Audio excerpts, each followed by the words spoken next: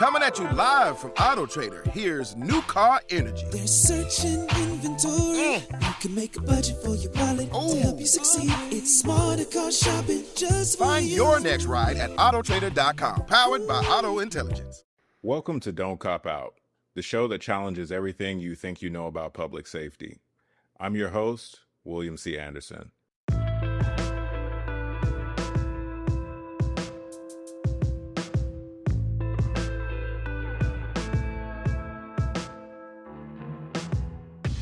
Each episode, I'll introduce you to a community safety responder who's leading the charge in creating alternatives to policing. Together, we'll debunk common myths about what keeps us unsafe and introduce you to the people proving that true safety doesn't require a badge or a gun. Today, I'm speaking with Justin Madeira of CAHOOTS. Let's get into it.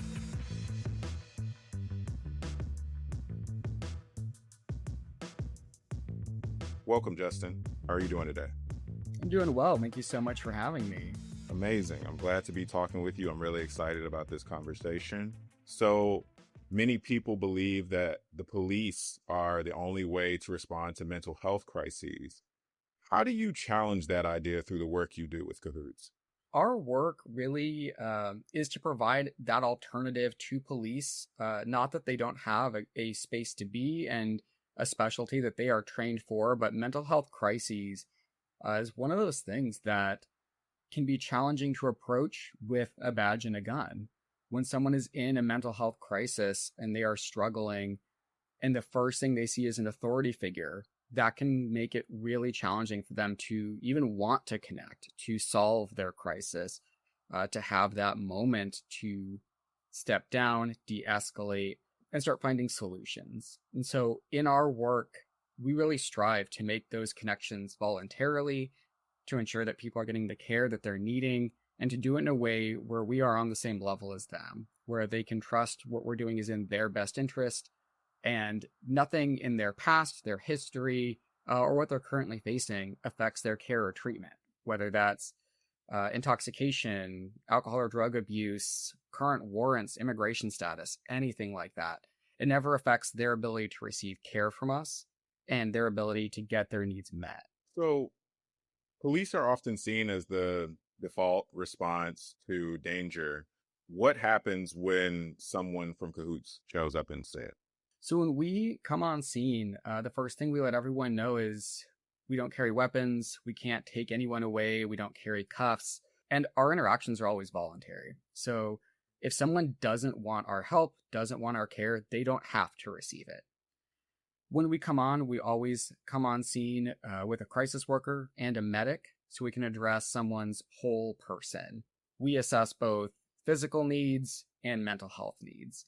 And one of the reasons we believe so wholeheartedly in that is when someone is facing a mental health crisis, so many of the people we see are also facing physical health crises, whether that's just lacking a pair of shoes and not being able to make it to their appointment when they're walking on bare feet, or vice versa, facing a physical health crisis that's really impacting their mental health.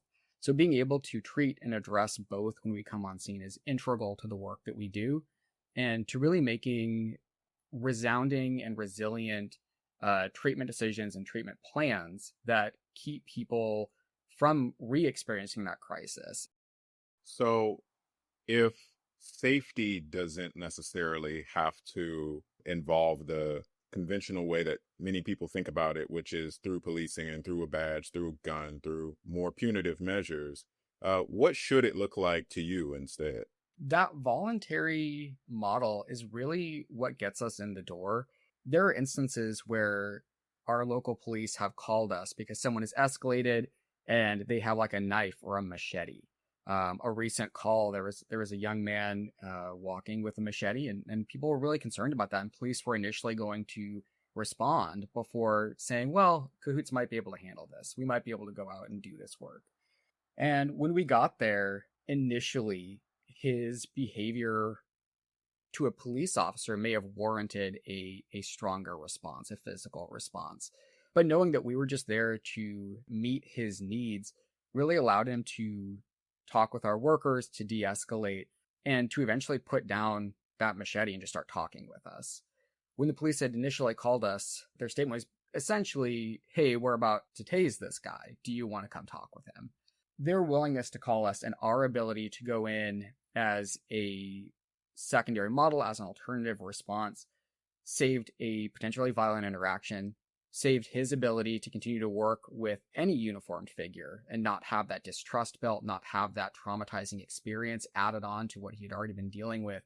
And I think crisis response teams having voluntary models is so important because that can be the difference between police or even fire and EMS, where they can make a lot of treatment decisions for you. And that at times leads people to not requesting help. When they have those concerns about, well, if I call, is my warrant going to get found out? Is my immigration status going to get found out? Or am I just having a rough enough day that they're going to put me away for one thing or another, whether that's a hospital hold or being taken by the police? Some people choose just not to seek help. And so that's where we really push that voluntary model, and that's where we really hope that other crisis teams or other response models follow suit, because it builds such an innate trust, and it really allows for us to become a bigger part of the community and not seem like it's an us versus them situation. It's another community member there to assist, to help, and to get those needs met. So it sounds like by intervening in the example you just gave, you potentially prevented what could have been a fatal encounter with the police, with the authorities. And I was wondering if you could maybe give us a little bit more insight into the framework that you have for preventing violence before it escalates into a potentially fatal encounter.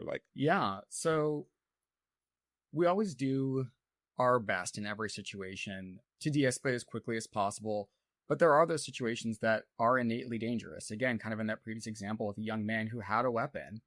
We, of course, always practice scene safety. We do a lot of training with our workers to ensure that they're assessing the scene, that they're making sure they're safe first and foremost as they approach. And there are times where we do have to rely on police intervention when it comes to a point where it's not able for us to remain safe.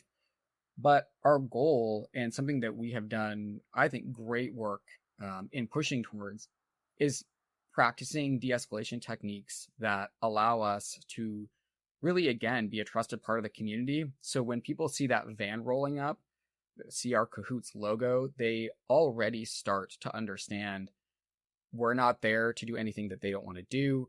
We're not there to force them into any situation. We're really there to have a chat, to figure out what it is they're needing to really provide. So when we encounter those dangerous situations, which are fairly commonplace in Eugene, Springfield, our workers work really well together. Again, it's always a two-person team, so they're always kind of watching each other's back, assessing scene safety in the situation, and again, kind of working to de-escalate as best as possible. A lot of times that starts with just an initial offer. That's, hey man, you look like you're having a hard day. Like, can I just get you a bottle of water? You don't need to do anything else. Just, have some water, hang out for a minute, and we'll see what's up. And that alone usually gets us pretty far. It's amazing the difference you see when someone knows that they're not in trouble. We're not here to force something. And especially when the police are on scene already and we show up and we're like, hey, can we talk with you? Talk with the officer off to the side, and we take a few steps back, and you start seeing that relief almost instantly. And so even that just initial voluntary interaction and that couple extra feet of distance between maybe the officer they were dealing with, or even from the situation, if an officer's not on scene, really helps to de-escalate quickly.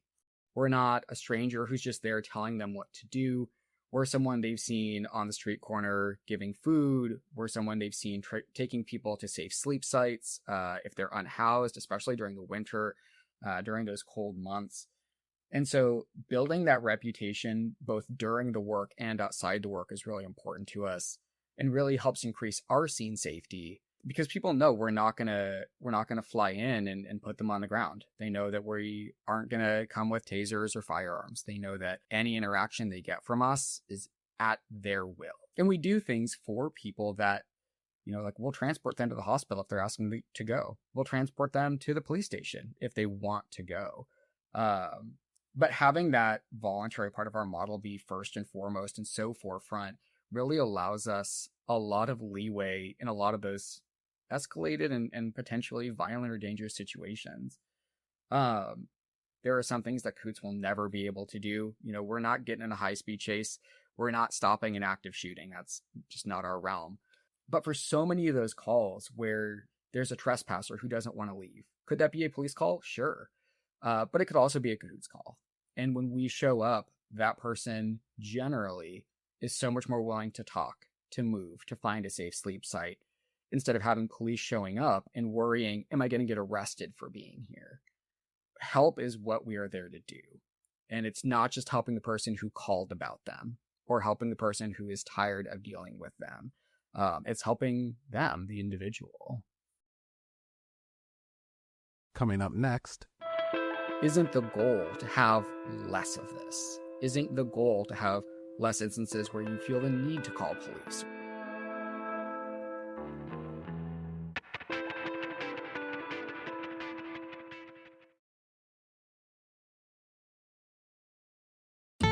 Building a portfolio with Fidelity Basket Portfolios is kind of like making a sandwich.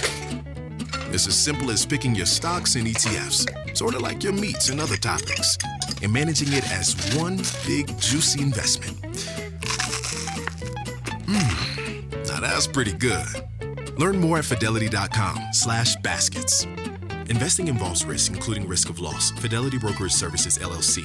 Member NYSE SIPC.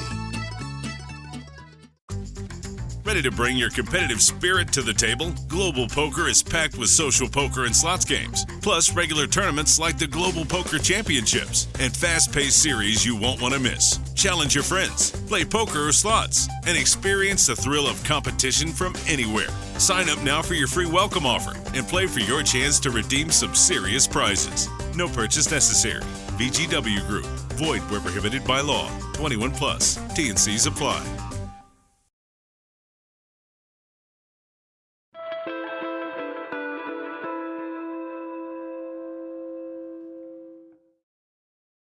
So I would love it if you could give us some information here to help people navigate some of the doubtful thoughts that they might have about what is or what isn't pragmatic. Somebody could be listening to this and thinking this is too utopian. It's not practical or realistic. Can you tell us what you would maybe say to help convince them otherwise? And can you tell us maybe also what some of the top misconceptions are regarding this work that CAHOOTS does? The first thing I'll say is it's not perfect. We're not a perfect model. We continue to grow, evolve, change, and refine our methods. One thing I know is really challenging for a lot of the people out there who maybe have questions about our model is that we are dispatched through non-emergency police numbers. And so people do still have to call the non-emergency police line to get a CAHOOTS worker. And for some people, that alone is enough of a barrier. And so there are still places where we're working and growing to figure out some of those challenging moments. I think for a lot of people, the biggest challenge for them is they see this as an easy out.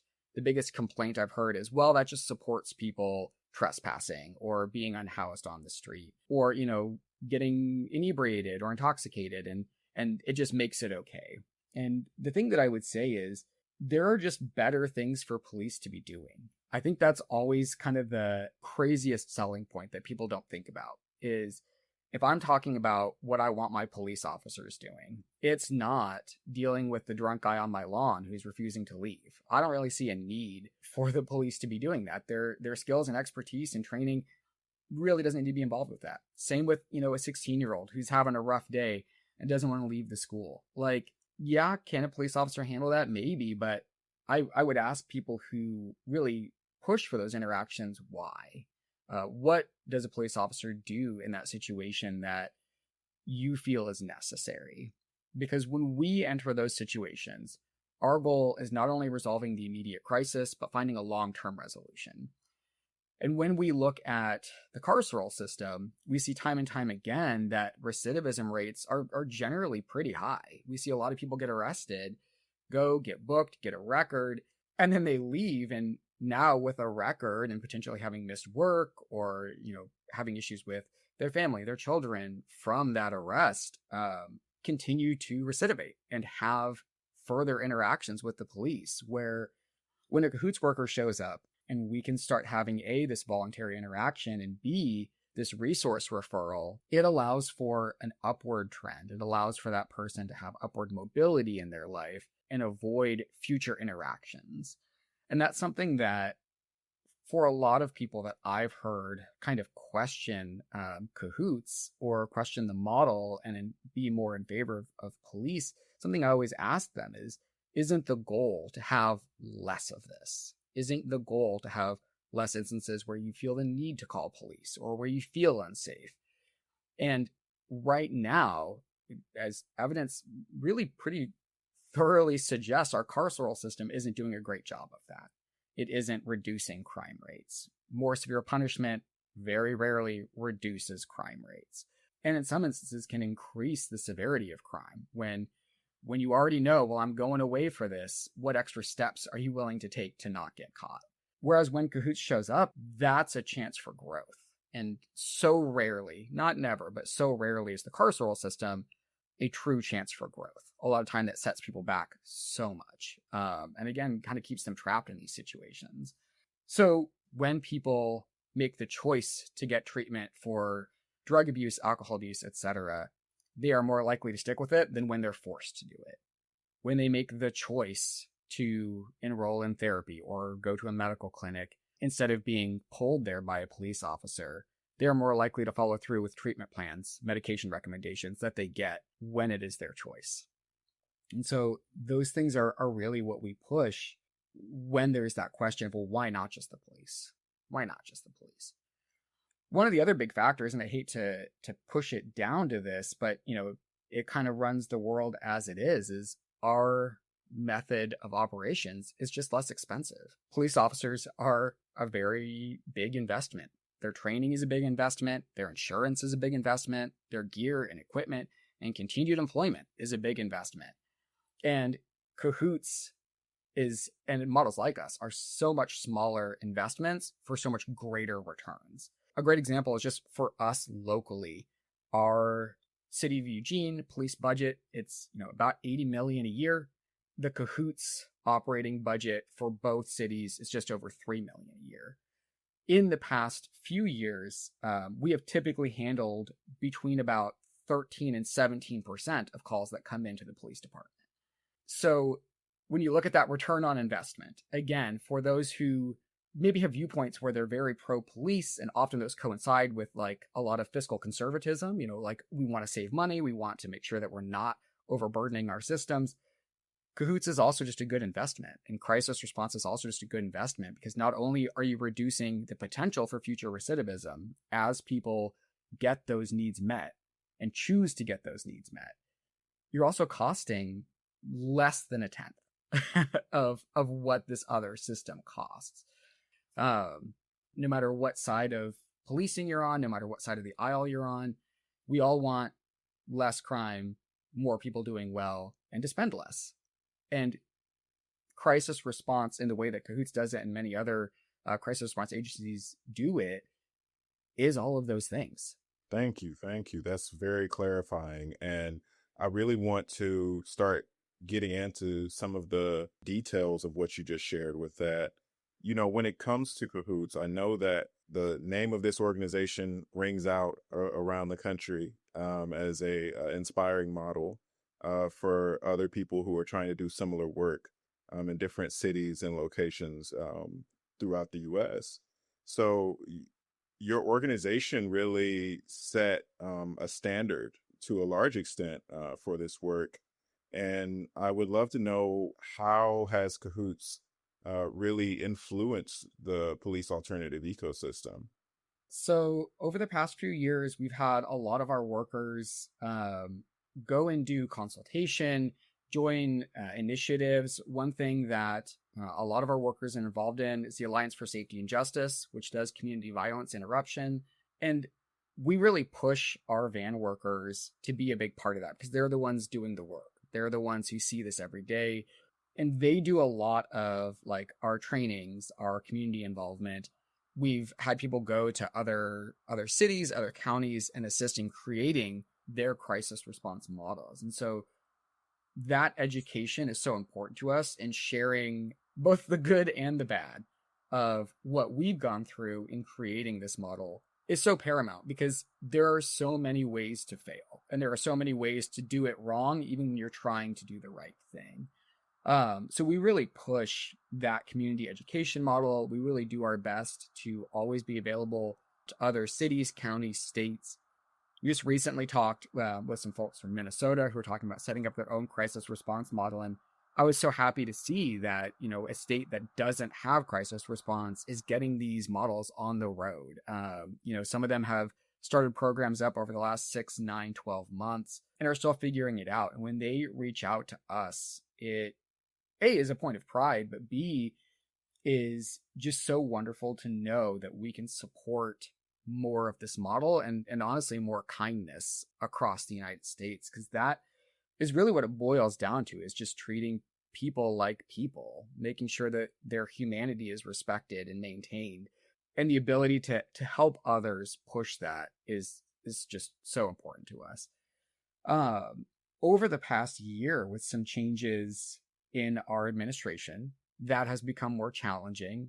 Our company, as well as so many others, have faced cuts to benefits, to grants, to budgets in cities and states. And so we continue to try to find ways to do that, but it definitely has seen a decrease over, especially the past 5-6 months. But like I said, it's so important for us to really be pushing that forward and really be focusing on that model and continuing to spread that model, because it's the way that we see the path forward. It's the way that we see kind of that fourth arm of public safety, where there is another option to police, fire, or EMS.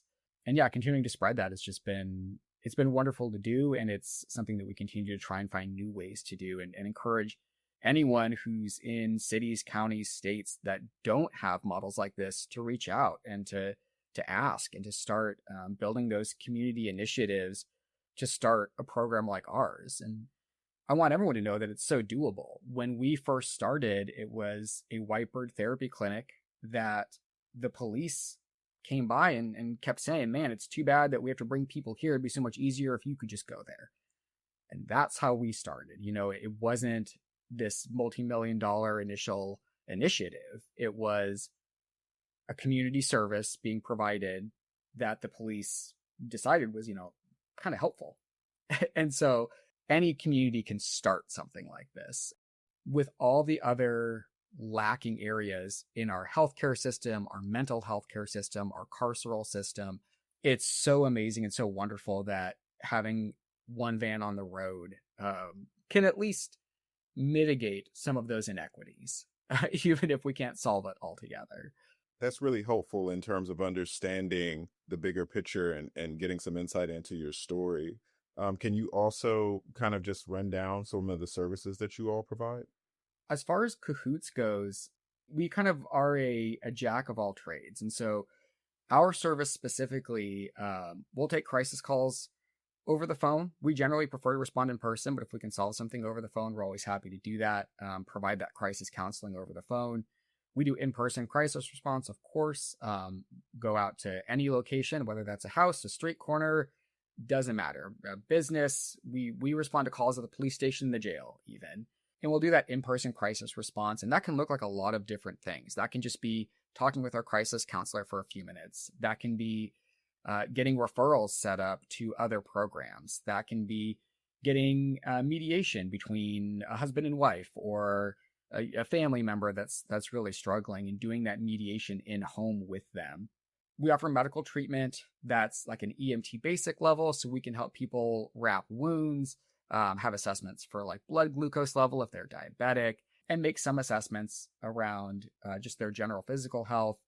We can check for like sepsis protocols. We do a fair bit of work, but all within that kind of basic EMT level scope, but always seek to leave people's physical health as good as we're able when we're leaving that situation, especially with the number of unhoused individuals that we see in the street.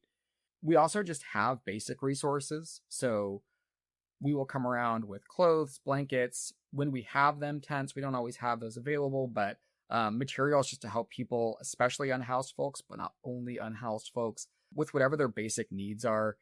a surprisingly large number of housed individuals in Lane County also struggle with food insecurity. And so we're always happy to offer that wherever we're able and whenever we can, and try to address some of the inequities that just exist within our system. One thing that is hugely popular with a lot of the clientele we serve is the fact that we assist with bus transports or just transport in our van.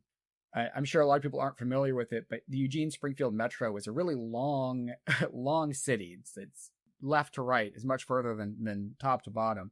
And it can be really challenging for a lot of folks in our area to make it to appointments, to get to their homes, to get to their treatment center that they're supposed to be at. And in supporting that better mental and better physical health, we both offer bus passes. So if someone's like in a crisis because they don't know how they're going to make it to their appointment tomorrow, we can offer them the ability to make it to that appointment. And similarly, if they are concerned about making it to their appointment in 20 minutes, we can help them get there as well. So really kind of assisting with that ability to travel or that travel inequity that exists within our systems. And again, within this kind of like oddly laid out couple cities. And one of the nice things is our parent organization, Whitebird, has a lot of these services as well. So Whitebird also offers a walk-in medical clinic, a walk-in dental clinic, the ability to do dental work for kids, especially kids on our Oregon Health Plan, which the provider-patient ratio in Eugene-Springfield can be really challenging with the number of people who accept Oregon Health Plan versus the number of people who have Oregon Health Plan. And we also offer some social services, like assisting people with getting their birth certificates so they can get IDs, getting on Oregon Health Plan, getting on other forms of assistance. And so the ability for CAHOOTS to also lean on and rely on our parent organization for some of these other services that are so severely lacking in our area is also so helpful and kind of adds to the service that we're able to offer on any given day.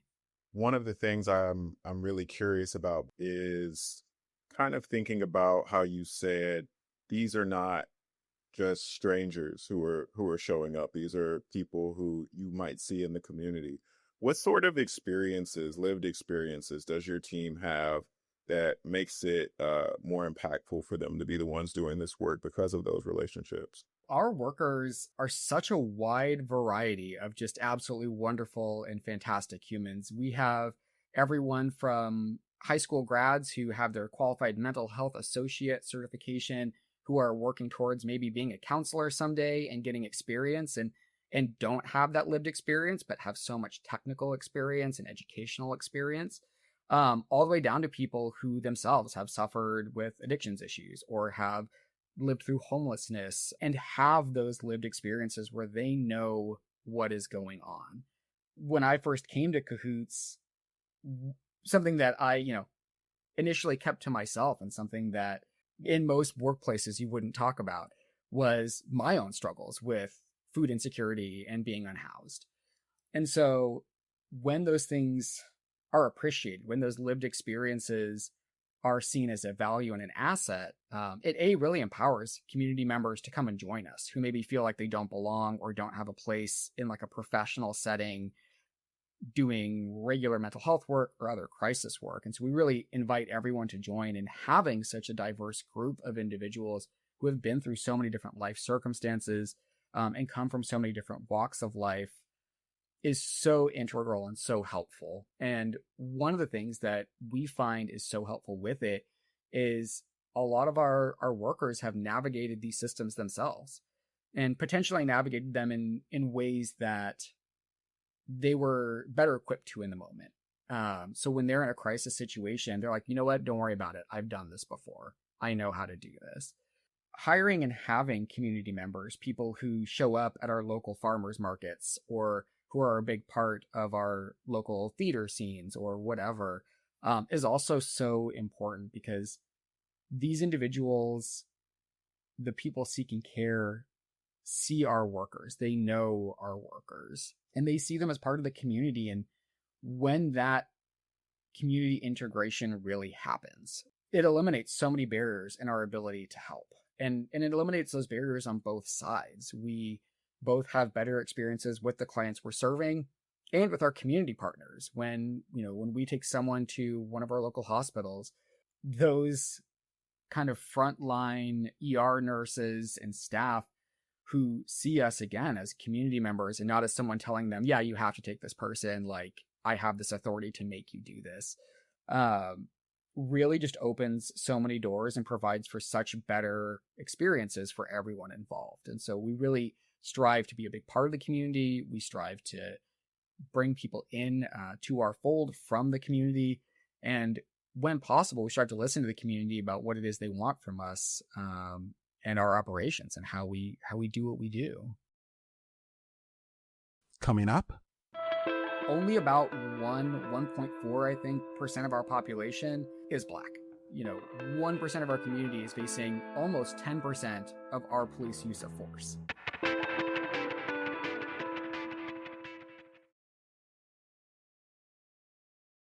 The process of accepting insurance outside of a group practice can be tough, but most people looking for mental health care want to use their benefits to pay for sessions. If you're interested in seeing clients through insurance, Alma can help. They make it easy to get credentialed with major insurance plans at enhanced reimbursement rates. They also handle all the paperwork, from eligibility checks to claim submissions, and guarantee payment within 2 weeks. Plus, when you join Alma, you'll get access to time-saving tools for intake, scheduling, treatment plans, progress notes, and more in their included platform. So you can spend less time on administrative work and more time offering great care to your clients. Visit HelloAlma.com to get started. That's HelloAlma.com.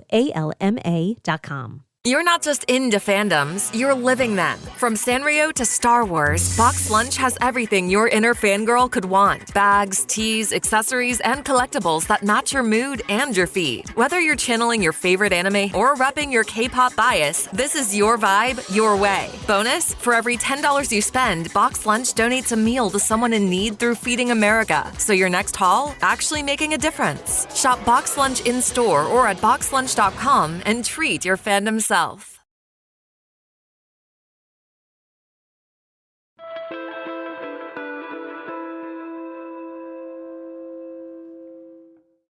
So if we're getting into the nitty-gritty here, can you tell us what is a mental health crisis? How does CAHOOTS define a mental health crisis? It's actually really simple. We consider a mental health crisis response anything that someone is in crisis over. If it is a crisis to you, it is a crisis to us. And so it makes it really, I think, welcoming when we let people know there is no problem that is too small.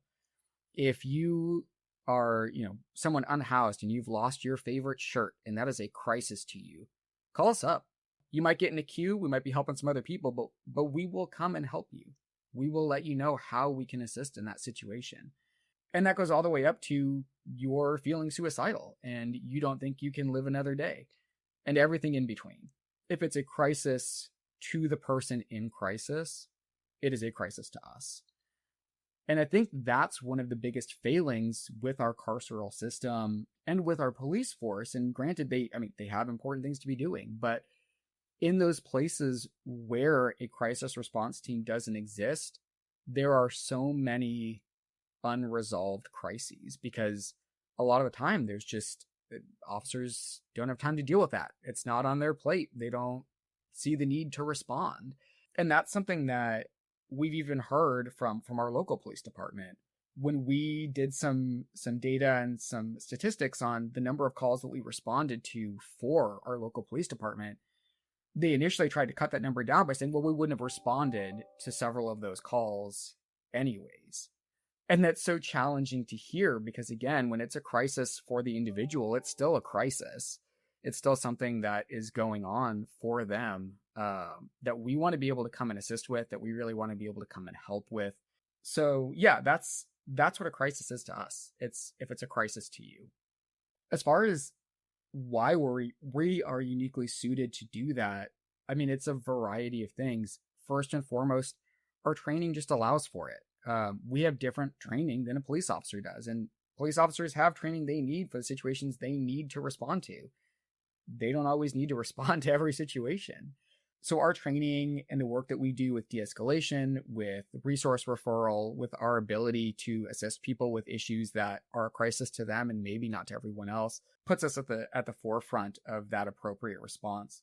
Similarly, our ability to have resources available, to have connections with community partners, allows us to better meet the needs that are present. So when someone is unhoused and it's a chilly evening and they're just looking for somewhere to be for the night, the police don't always have a place to take them. They don't always know what to do with them. Where CAHOOTS, when we show up, we know the 6 different safe sleep sites that we can take you to, and we know the phone numbers for each of their supervisors so we can call and see if there's a bed. And we have the time and ability to ask you to, get in the van with us. We can help load your things. And we're not about to run off on a call for, again, maybe a high-speed chase or something that is more requiring of a police officer responding. So our ability to again, be really person-centered and have those connections that allow us to meet those basic needs in a compassionate and really just longer-term way kind of uniquely positions us to be the best to respond to a lot of those calls. Many of the people who are most impacted by all of the things that go wrong when it comes to police involvement and escalation and crisis situations are people who are Black, who are from marginalized communities, and where there's a strong and deep-rooted distrust for policing. But oftentimes people don't feel any choice but to call the police regardless of that when there's a crisis situation. So can you talk about the importance of having services like this available to the most impacted communities in that way? Yeah, I think that's something that's actually really well encapsulated in the Eugene Springfield Metro. Only about 1.4, I think, % of our population is Black. But according to Eugene police data, 7% of physical altercations or use of force with the police are with Black members of the community, which is wildly misrepresented. 1% of our community is facing almost 10% of our police use of force. And the unfortunate thing is so many of those calls are also not calls that just required a police officer.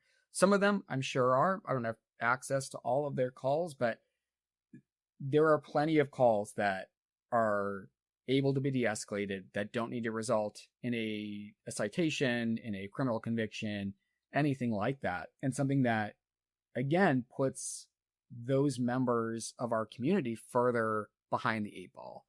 So when we have these marginalized communities that are already facing so much systemic inequity, so much challenge just in existing day to day from the systems US wide, let alone in a city that is, I think, 80 some odd % white and built around our white community members, having the ability to access care quickly is so important. Great. I want to get into some of the more personal aspects of all of this and kind of talk about the human motivations behind this work and the things that take place on the ground and how it feels and maybe some of the examples that might also help others who are listening understand.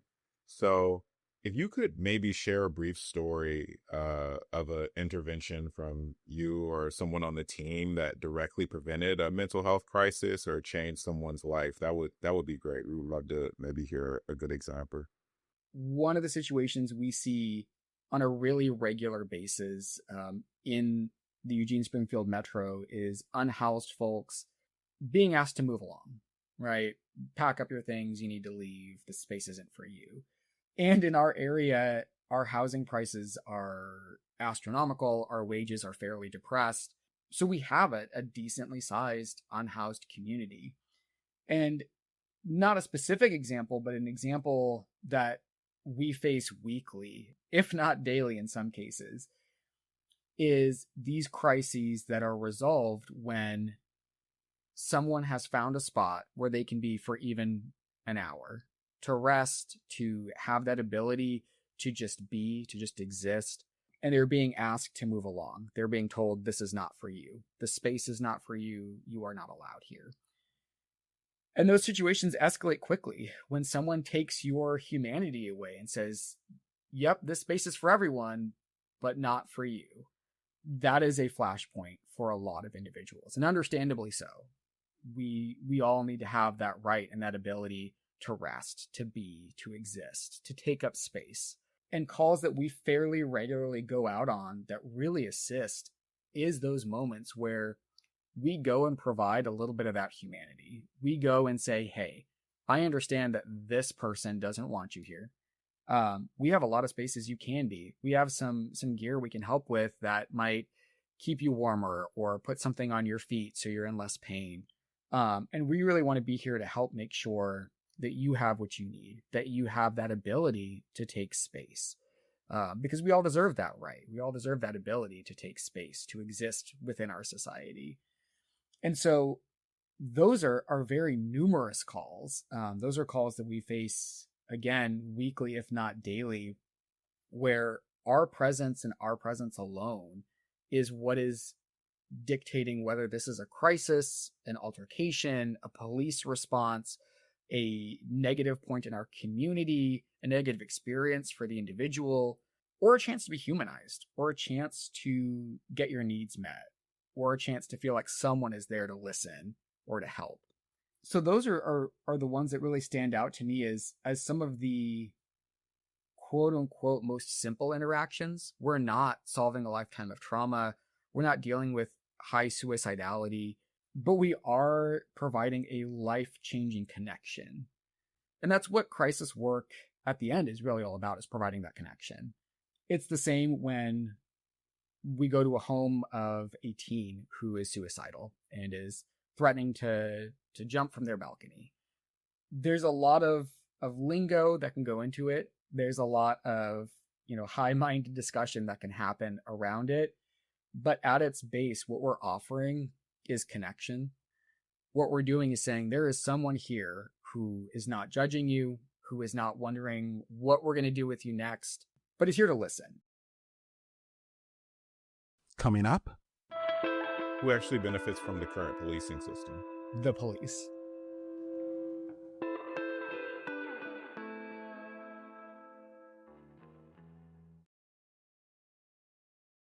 Ready to level up? Chumba Casino is your playbook to fun. It's free to play with no purchase necessary. Enjoy hundreds of online social games like blackjack, slots, and solitaire anytime, anywhere with fresh releases every week. Whether you're at home or on the go, let Chumba Casino bring the excitement to you. Plus, get free daily login bonuses and a free welcome bonus. Join now for your chance to redeem some serious prizes. Play Chumba Casino today. No purchase necessary. VGW Group. Void where prohibited by law. 21+. TNCs apply. This episode is brought to you by Alma. There's no reason that, as a clinician, you should be spending hours on paperwork to bill for insurance or not knowing for sure when you'll next be reimbursed for sessions with your clients. If you're interested in seeing clients through insurance but don't want to navigate the process and paperwork on your own, Alma can help. They make it easy to get credentialed with major insurance plans at enhanced reimbursement rates and guarantee payment within 2 weeks. Visit HelloAlma.com to get started. That's HelloAlma.com.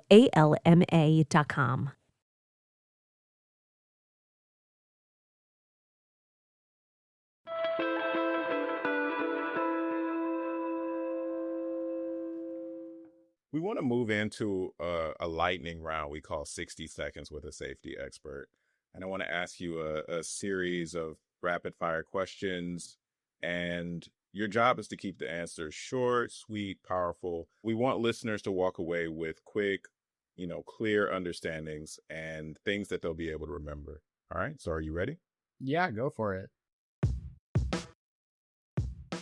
What's your name? Justin. What do you do? I'm the program coordinator of CAHOOTS. What's one myth about community safety you want to shut down? That community safety has to be handled by uniformed response, and that there are levels of community safety. Everyone deserves assistance. Everyone deserves to feel cared for. What's a safer way to respond to conflict besides calling the cops? The safest way, I think, is to have a community response team who gives voluntary service and has access to resources that uniformed response doesn't have. Who actually benefits from the current policing system? The police. What does safety mean to you personally?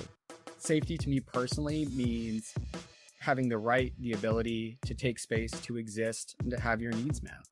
What does a successful community response look like in 3 words? Respectful, community-focused, and kind. What's at stake if we don't invest in police alternatives?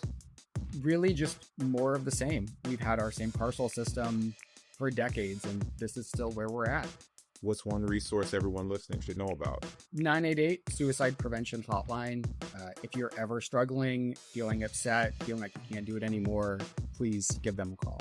What's a question we should all be asking more often? I think why? Why are we focused on police response? Why do we continue with our carceral system the way it is? Why does the jail industry continue to grow when crisis systems struggle to find financing? Why? What's one action listeners can take today to support police alternatives? Just getting involved in your community, letting your city councilman know, letting your state senate know, letting your lawmakers and legislators know that this is what you want and that it's necessary. Finish this sentence. We don't need the police when we have community. What's a word that you would use to describe the future of safety? A word for the future of safety is really just kindness. Yeah, that's... What do you say to someone who's afraid of change?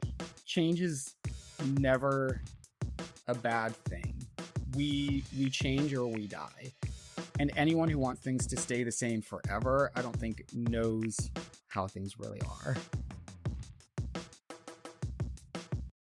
You know, earlier you mentioned that, there was cuts and all sorts of challenges that you were facing with the current administration. And we've been trying to bring that perspective into focus for people so they understand how this crucial work is being impacted. Can you say some more to us about the cutbacks that you're facing in terms of putting it into larger conversation with a lot of the escalation police funding is been seeing around the country? Everywhere across the U.S. right now is facing budget cuts. Our current administration is really pushing for less funding for services like ours. We have experienced funding struggles as an agency and as a department that are kind of two-sided. One of the cities that we used to work in recently had some pretty major budget cuts and was really hopeful that we would be able to continue to operate at a rate that we just weren't able to operate at. And similarly, on the other side, our parent agency, Whitebird, has faced some budget cuts with reductions in Medicaid, HRSA funding, and several others that are continually either being cut or threatened by our current administration. And so when the cuts come from all sides, it becomes challenging to find good ways to continue to exist, even though our community says that they want our work, even though our community says this is a necessary service. One of the really challenging things is we both have to work very closely with our local police departments because we are a part of public safety. We go through their dispatch lines. We rely on them and they rely on us in a variety of situations, but we also compete for the same bucket of funding. And so when things like our community safety payroll tax go through and are voted on and people hear like, oh, this may go to help support police alternative response, and then a large portion of that, or a significant portion of that, is used to fund solely police response, it really becomes challenging to find those other spaces where we can make up the difference. We did recently have to reduce our services. We no longer have a contract in one city that we used to have a contract in. We, of course, hope to return when we're able, when the financial situation is different. But that did lead to the layoff of many of our staff members. We faced an almost 80% reduction in our staff, which was so unfortunate and so disheartening and honestly gutting, both to us and to our workers and to our community. But that is also something that has ignited us to really seek change. We had done things the same way for so long, and we had really thought that would never change. And it did. It did with one change in our administration. And so that has really pushed us to find other ways to shore up our funding, other funding sources, other ways to make sure that this work stays, that this lifeline stays. So in an ideal world, what future would your work have contributed to? In an ideal world, I would love to see every city have a voluntary multifaceted crisis response team that is a fourth arm of public safety. You have police, you have fire, you have EMS, and you have crisis response. I think that right now we operate in a system where the three existing branches of public safety do their best to respond to crises and to mental health concerns and to unhoused folks and to people who have substance abuse issues. But I think all three of them in their uniformed responses fail to meet the full needs of those people. And I think having every city, every county, every state know that this is a necessity, that this is not a, we'll try and fund them and see what happens, but is a necessity, would be the ideal world. I think that we would have fewer incarcerations. I think we'd have fewer reports of a police officer involved shooting or of brutality. I think we would have a more efficient EMS system where medical emergencies can be dealt with by the people who deal with medical emergencies. And those lesser, like EMT basic level needs are met by a crisis team that can handle them is really the most ideal for everyone. And I think that's sometimes hard to communicate. I think some industries, especially our carceral system, worries that without doing everything, they won't have anything. And the thing I always seek to remind them is, y'all are great at the things you need to be great at, but let us handle this. So can you tell us how people can take action and how they can get involved? Again, going to your legislators is the number one way to do this. An Oregon state legislator tried to bring to the federal legislative level the CAHOOTS Act to try and make this a service nationwide. That sadly failed, but it failed because, there weren't enough votes for it. And I think there's a lot of people out there, especially those in the political spectrum, who this is the last thing on their mind and the last thing on their plate. So letting your legislators know that this is important, that this is necessary, that this is uplifting, I think is so important. And I think it really gives people power to dictate their own futures. If you're someone in our area, if you're listening from Eugene, Springfield, Oregon, anything like that, you can always support Whitebird and CAHOOTS individually. There are plenty of ways, with volunteering, with monetary support, anything like that. And if you have a local crisis agency, the same, finding ways to make your community agencies community-oriented, community-focused, and community-supported is so important. But I really think the number one way to do it is just letting people know that we have gone too long without this. We have put too much on our police officers, and to be frank, they can't carry it all, and they shouldn't be expected to. They shouldn't have to. And there is another system that can help take some of that burden and at the same time uplift everyone, from your regular community members to your police officers and everyone in between. We're really amazed at everything you've shared, and we appreciate also CAHOOTS as an organization and everything that CAHOOTS does in the community. This was great. I hope you feel satisfied with everything. Yeah, definitely my first podcast speaking engagement, so hopefully did all right for y'all. Oh yeah, you killed it. That was amazing for your first time. It was like you were a professional. Oh, well, I appreciate it. And I'm again just so appreciative of you guys for reaching out. There's just so much turmoil in the world these days, and to have even an ability to talk about something that is a little beacon of hope, a little bit of light, always just fills my cup. And the more people that know about it, that hear about it, that embrace alternative responses, the better. Because I think for a lot of people, there isn't the thought of another action. It's like, well, of course the cops do it. That's how it is.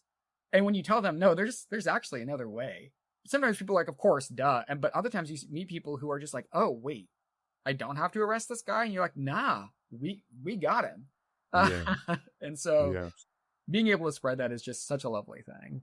There's a whole reason we're doing this show is because we want people to know that there is a flourishing movement across the country of folks trying to push for alternatives, trying to push for different ways to address crisis, especially in the in the shadow of the George Floyd uprisings that had happened across the country, you know, and a lot of people just don't know. We know a lot of folks in our audience especially don't know what policing alternatives are. So it became this kind of thing where we were like, okay, we need to make an intervention here and make sure our listeners know this is something that has its own movement and can look a lot of different ways and can have a lot of different opportunities that come from it. So we just appreciate you coming on to really help folks understand that and to also share some perspective that I'm sure people will find very useful because, again, yeah, you're right. This is very turbulent, wild times, and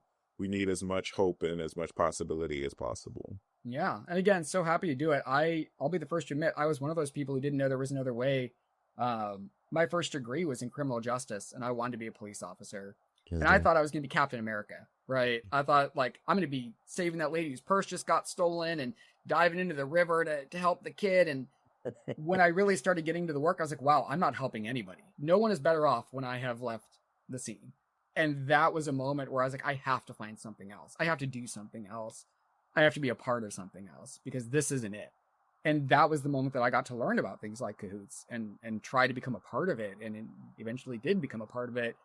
And was so proud to do it because what I thought originally, what I had been taught growing up wasn't right. It wasn't what I thought it would be. And getting to be a part of a solution is just so, again, so cup filling, such a big part of my life now. So I'm always happy to talk about it and be a part of that. Well, Justin, thanks to you, others might be able to see what's possible, and we're wishing you well, and we will catch you all who are listening on the next episode of Don't Cop Out. With production support from Zane Murdoch and Leslie Taylor Grover, Don't Cop Out is produced by Sydney Smith, Darren Wallace, and Lynn Webb, who also edits the show. Our executive producers are Lily Workman and me, your host, William C. Anderson. Don't Cop Out is a product of PushBlack, the country's largest nonprofit black media company. You help make PushBlack possible with your donations at www.pushblack.us/don'tcopout. Most people give $5 or $10 a month, but every contribution helps and is greatly appreciated. Thank you for supporting our work.